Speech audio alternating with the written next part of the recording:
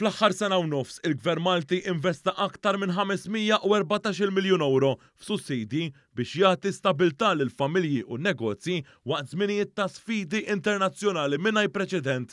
Dan wassal biex pajjiżna kien l-unika wieħed fl-Unjoni Ewropea fejn il-kontijiet tal-enerġija u l-fuels molowx mintu faqqet il-gwerra fl-Ukrajna. Ċifri li ppubblikat il-Gazzetta Kulħadd juru kif sa Ġunju li għadda il-Gvern alloka fost oħrajn 334 miljun euro għal kontijiet tad-dawl biss. Tkellimna mal-professur tal-ekonomija Philip von Brockdorf li stqar li bis-saħħa ta' din id-deċiżjoni il-pajjiż ukoll seta' jibqa' għaddej b'mod tajjeb waqt li l-ġid nazzjonali kompla jikber b'mod sostenibbli. Dan wassal biex kull familja f'pajjiżna iffrankat mal-2000 euro fis-sena mill-kontijiet tad-dawl. F'dan il-perjodu msemmi wkoll kienu meħtieġa mal-143 miljun euro f'sussidji biex il-prezz tal-fuels baqgħu l-orħos fl-Ewropa. Il-prezz tal-gass LPG li jintuża sow ukoll fir-residenzi u l-industriji lokali ukoll inżamm stabbli permezz ta' injazzjoni oħra ta' 23.5 miljun euro. Miċ-ċifri tal-Ministeru għall-Agrikoltura ħareġ ukoll li fl-aħħar sena u nofs ġew investiti aktar minn 14 miljun euro f'sussidji fl-importazzjoni u l-produzzjoni li tinvolvi iċ-ċereali u l-ġwies.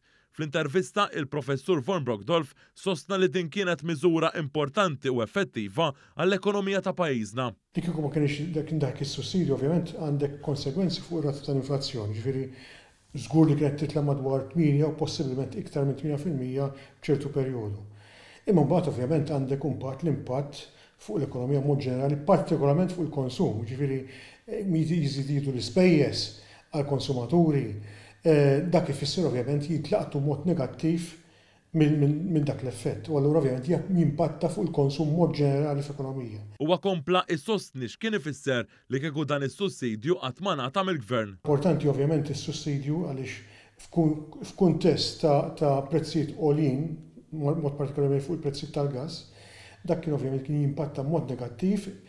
Mhux biss ovvjament fil-konsum imma anki wkoll possibilment fuq il-kompetittività ta' pajjiżna f'setturi bħat-turiżmu u l-manifattura fejn ovvjament dak is-settur jesporta lil pajjiżi oħra. Sostna li pajjiżna jista' jagħti dan is-sussidju għax għandna ekonomija b'saħħitha. Kull pajjiż ovvjament kellu biex ngħidlek jara l-aħjar għall-ekonomija tiegħu biex ovvjament jindirizza l-problema tal-żied fil-prezzijiet tal-enerġija.